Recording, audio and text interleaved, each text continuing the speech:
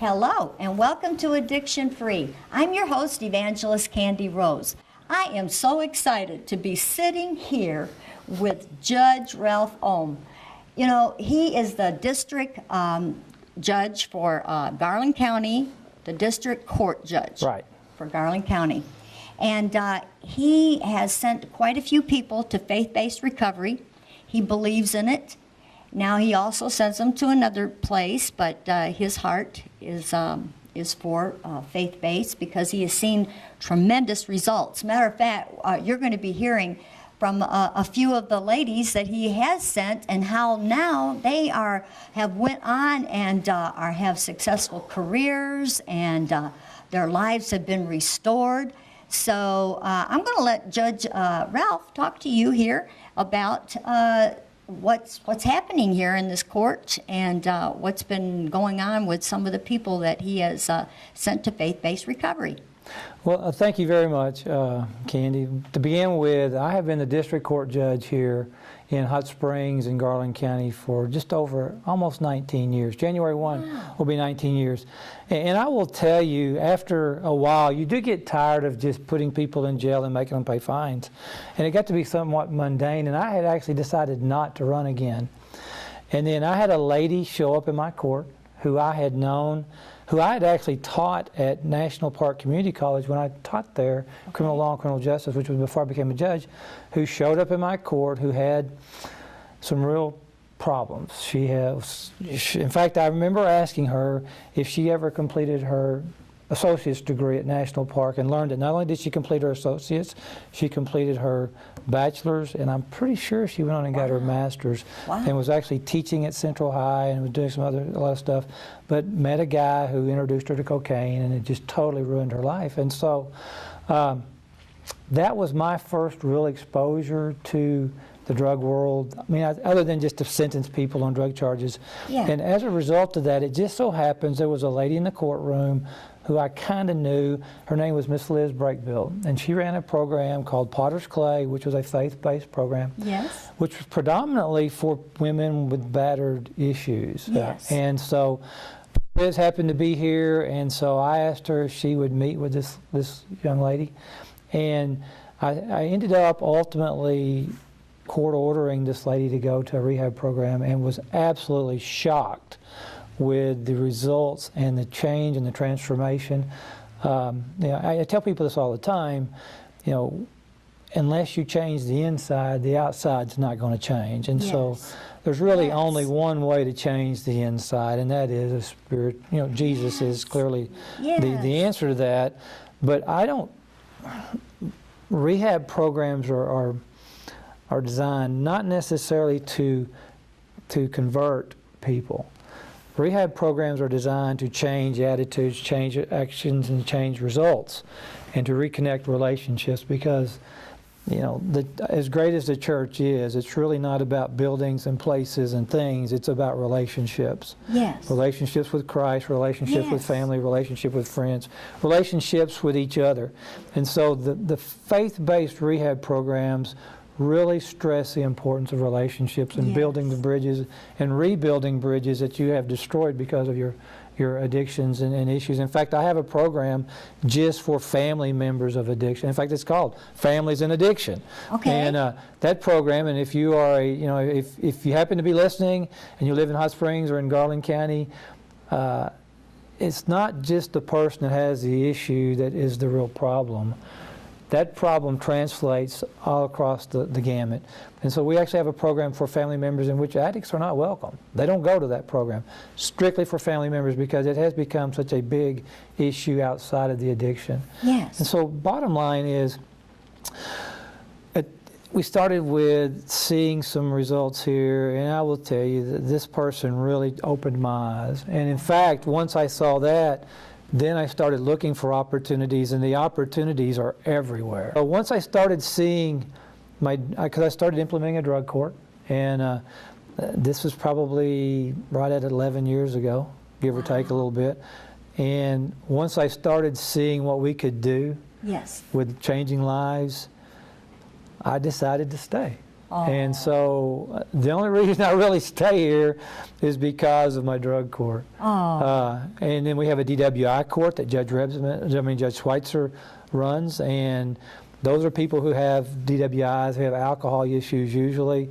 My court generally deals with people who have they can have alcohol, but mainly drug type related issues. And so consequently, it works really well. I meet with everybody about once a month, give them the chance to show me how good they're doing, and they love doing that. And frankly, I love seeing it. That's rewarding, isn't it? I mean, I've had yes, it is. It is. It's very, in fact, that's what makes it worthwhile. Yes. I've had people bring me crosses as thank you. I've had people sing in my courtroom. In fact, I'm looking at one right now. And I've had people who have gone on to do these great things. In fact, we've actually hired people who have come through our drug programs to work with the court. That's wonderful. One thing I have learned is most people who have an addiction problem, if you take the drugs out of them, they're really pretty good people. Yes, yes. But the drugs tend to cloud the thinking process. That's right. They do things they wouldn't normally do. That's a real long answer. Yeah. But the reality is faith-based works. Yes. I mean, it works. I see it work every day. Now, some people just are not ready for faith-based. Some people are resistant to faith-based, so I use non-faith-based as well. Yes. I have a great relationship with Qualpaw here locally and with Levi, but I tend to favor faith-based for a variety of reasons. I like the way the programs are set up. That's wonderful. So. Wow. The next person I'd like for you to get to know is a very, very good friend of mine, and this would be Lisa Washington. Fast forward a while, and there's this lady sitting in my courtroom, and keep in mind, at this point, I'm ready to quit being a judge anyway. I'm thinking God's made a mistake by putting me in this position because I'm miserable.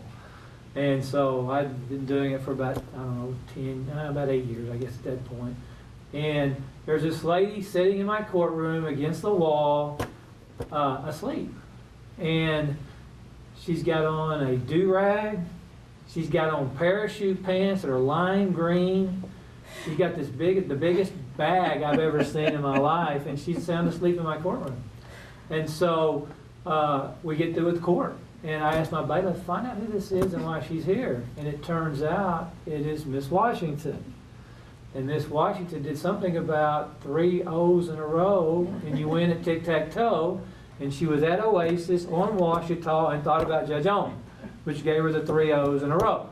And so she decided to come up here to court, which is not just less than a block away from where she was at, to see if I could help her, because Lisa, when I first saw her, I did not recognize her, not even kind of, sort of. And so I asked her name, and as soon as she told me her name, I knew immediately who I was talking to, because she was such a great student. I remembered her.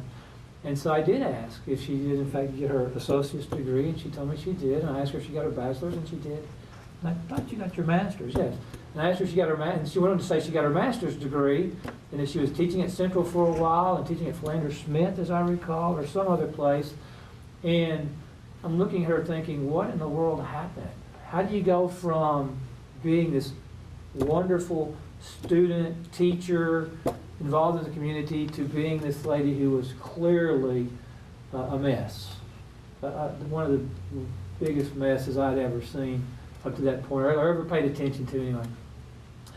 And she told me that she was contemplating suicide, and that she needed help. She also told me that she met a guy who introduced her to cocaine, and that as a result of that, she just blew it all off. And so bottom line is, I remember asking my clerk, in fact, I know you think I just do this all the time. I really don't create charges all the time, but it seems like the ones I do work. So anyway, we charged Lisa with disorderly or public intox or something stupid, but it was mainly to just get her in our program, which we didn't have a program at the time. I mean, just to get a hold of her, to spend her some. She needed some quiet time. She needed some downtime. She needed to kind of get away. And so I had my clerk escort her to the jail, actually. And in the process of them getting her to the jail, and I had no idea that Lisa had a note in her purse that said, "Thank you, world, but I've had enough. I'm leaving," and had this long knife in her purse. And my clerk was quick to point out that she really didn't appreciate me sending her to the jail with a defendant who had a knife and probably knew how to use it. And so we ended up getting, there was a lady in the courtroom that day named Liz Breakville.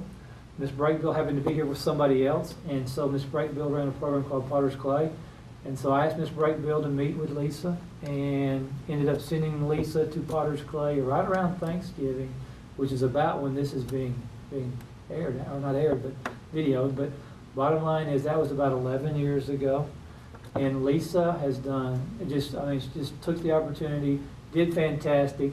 Another person we ended up hiring in court when she completed the program, and then she went on to do great things. And she did so well that we hired her daughter in hopes that we would get the same quality person. And now her daughter is a jailer, works at the detention center, and we just think the world of her daughter and her. And so bottom line is, I really want you to hear what Miss Lisa has to tell you about her side, what she viewed, because I'm sure her side of the story is completely different than my side. Well, I think the judge has said it all.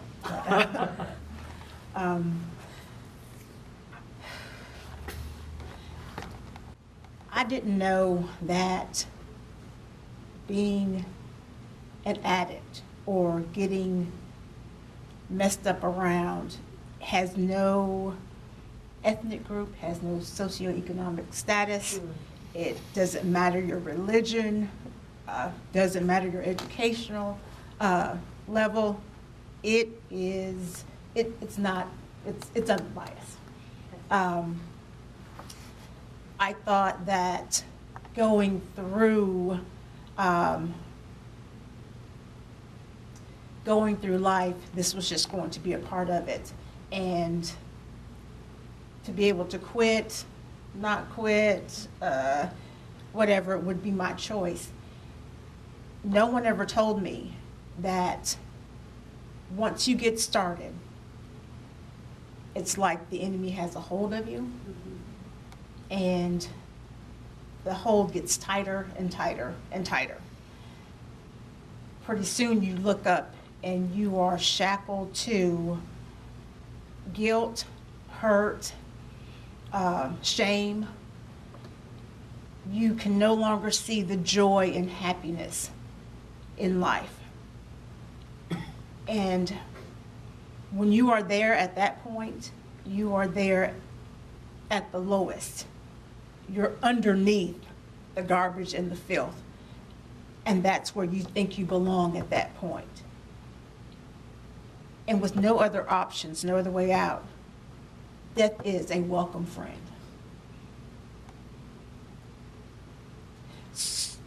It was something in me, and I'm going to say something right now because I know exactly what it is now. But then it was something in me that I didn't know. I knew I had one option. And God speaks to you in words and phrases in terms of how you can understand. And everything had to connect for me. I'm that person. And the 3 O's made that connection, because I was just going to walk in the street and get run over. And I've tried that before, walking on the interstate, try to get run over by 18-wheelers, and didn't work.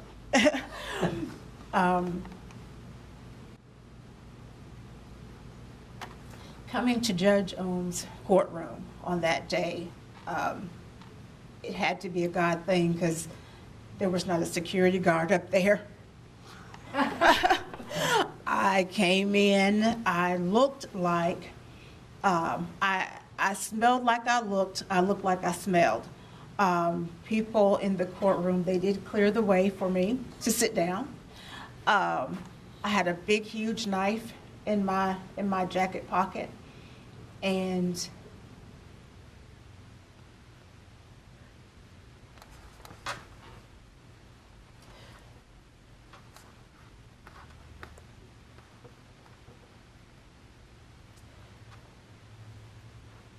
as I was going down the hallway,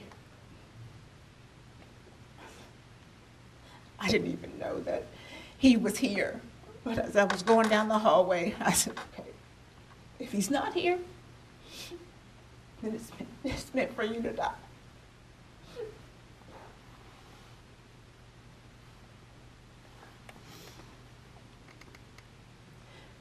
But if he is here, he'll be a hope.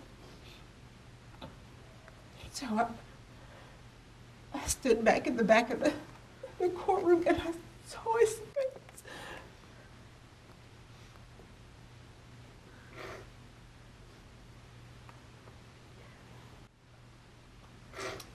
And when I saw it, I said, that maybe there is hope. Maybe I don't have to die. Maybe I'll get an opportunity to be a mom to my kids.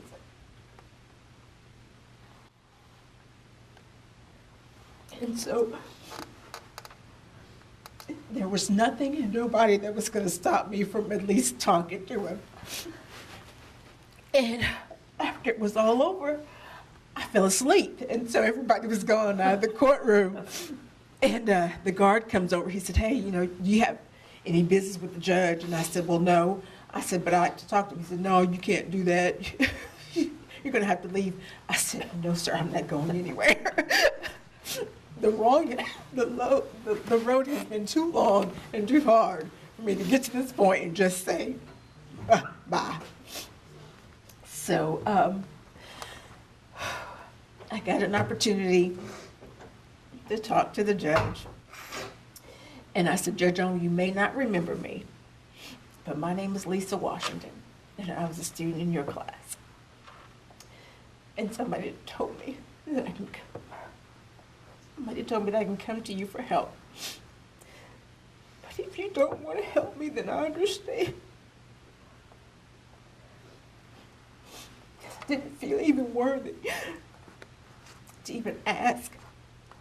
But I said, if you don't help me, I know I won't see tomorrow. I mean, the note was already written. It was a done deal. And so he said, he looked at me for a minute and paused. And he said, well, yes, Lisa, I do remember you. And I do believe you. And I'm going to help you. And then he said, take her across the street to jail.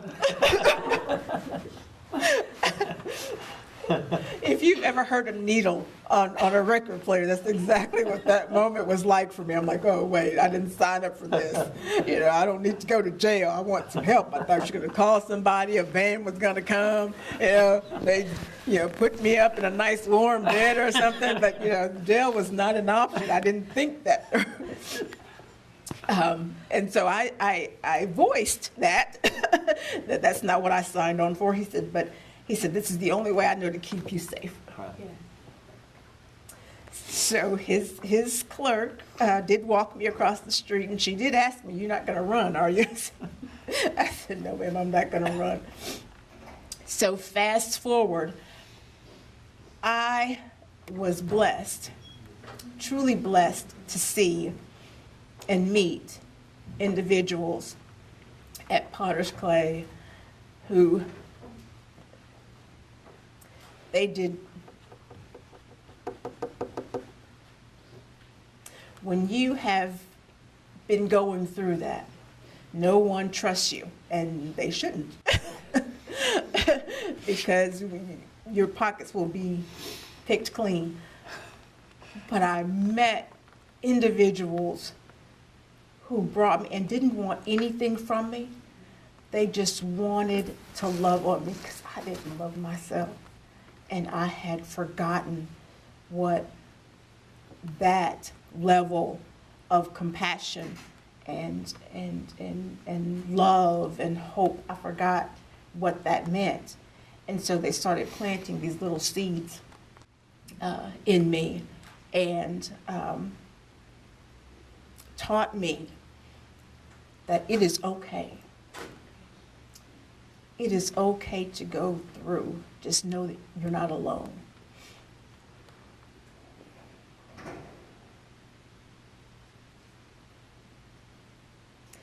I knew all the right songs to sing.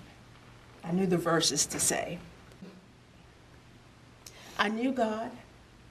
I knew God from a kid. But for whatever reason, life happens. And I got disconnected from that relationship with him. But here's the thing. He was still right there. When I walked away from him, he was still right there. And my verse is Psalm 27:13. It says, I would have lost heart unless I had seen the goodness of the Lord in the land of the living. Yeah. And I saw God in the land of the living. Amen. Through JoJo. Wow. Man, that is amazing. You know, I hadn't heard that story, actually. I mean, I knew my version of it, but I didn't know yours. And that is amazing. You know, and Lisa is a perfect example of John 10:10. The thief comes to kill, steal, and destroy. And drugs and alcohol and bad decisions are clearly, you know, the thief comes to kill. And that is, I see that over and over again, that people get to that point. But then I have come so that you may have life and have it to the full, is the other half of that verse.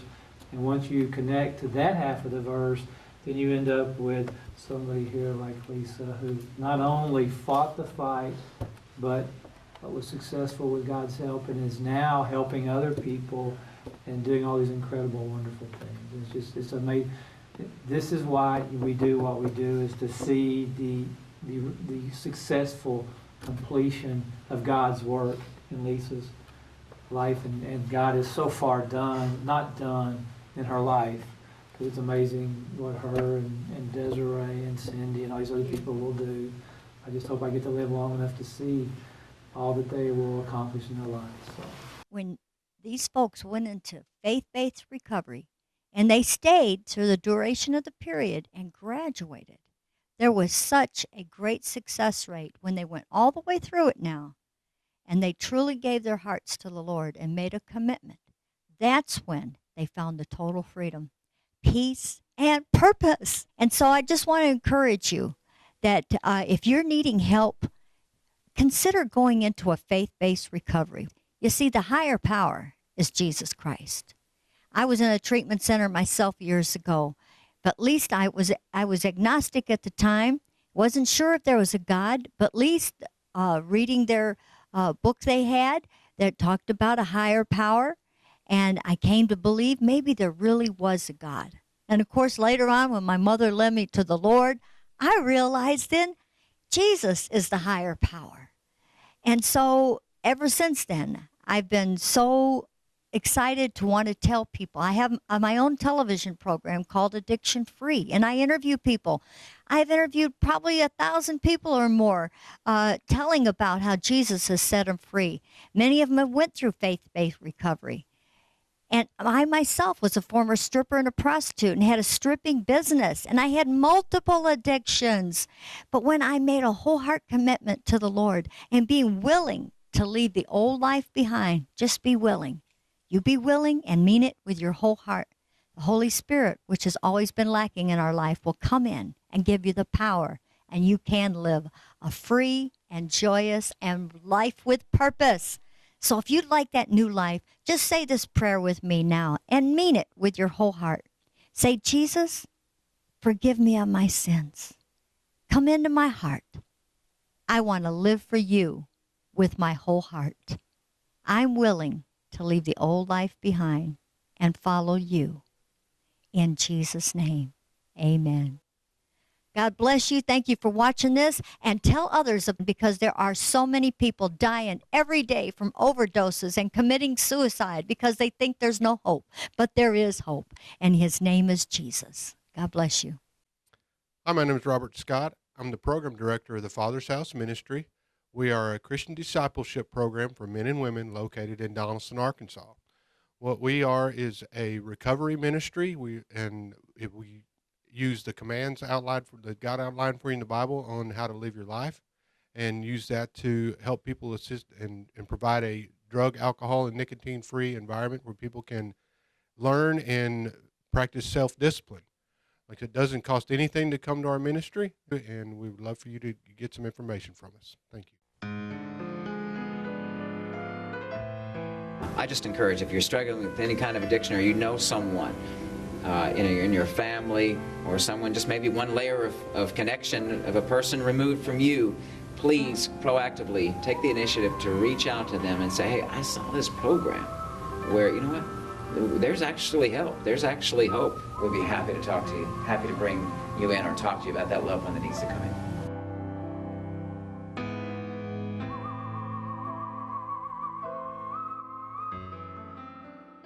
Hi, my name is Michael Vecchio. I'm the Chief Operating Officer for Project Hope and Saving Grace. And our mission at this ministry is to help people that struggle with addiction, depression, abuse, and homelessness. We offer 1 year of free residential care to them. They don't have to worry about having insurance or making monthly payments. Currently, we operate out of Texas and Florida, but we're able to help people nationwide.